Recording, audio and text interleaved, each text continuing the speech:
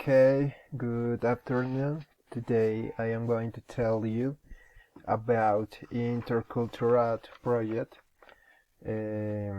English 3. My name is Juan José Díaz Jiménez. Okay. The first, José Alvarez Alvin, is a Colombian singer and record producer who has managed to position himself both in the Hispanic music market, in the English speaking music market, placing his songs at #1 on several music charts, including Billboard. He is also known as the Prince of Reggaeton. From a very young age, he showed an interest in the music. In his musical beginning rock, showing his current admiration for bands like Nirvana. Then he formed a rap group in 26 released his first songs as a soloist in 29. He became a relevant artist for several Colombian radio stations. That same year he signed a musical contract with EMI Music. Okay, the second is Michael Jordan. Michael Jeffrey Jordan is a former American basketball player. He currently owns the NBA team, the Charlotte Hornets. He is considered by most fans and specialists as the best basketball player of all time. He retired permanently in 23 in the Washington Wizards after having down on two previous occasions in 1993 and 1999. After having played 13 seasons for the Chicago Bulls, he won 6 rings with the Chicago Bulls, averaging 30 points per game in his entire sports career, the highest average in language history. He also won 10 top scores titles.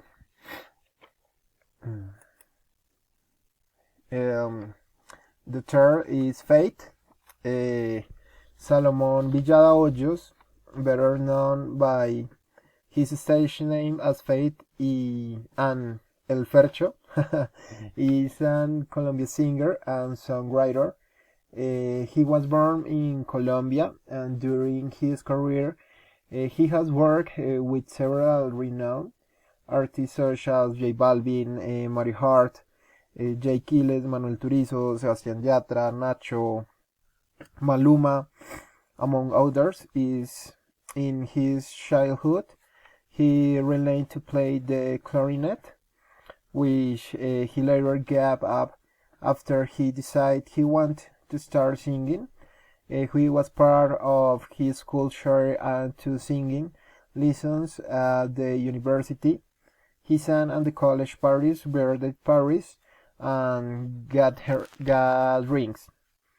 Although he is a reggaeton artist, he has hip-hop influence. Okay. He is Takashi Murakami. He is a contemporary Japanese artist. He worked in media involving fine arts, such as painting, sculpture, and architecture, as well as what is conventionally considered fashion, commercial media, marketing, and animation. He is known for blurring a line between high and low art. He coined the term superflat, which describes aesthetic characteristics on the Japanese art tradition and the nature of post-war culture. Superflat is also used to describe Murakami's own artistic style and that of other Japanese artists who have been influenced by him.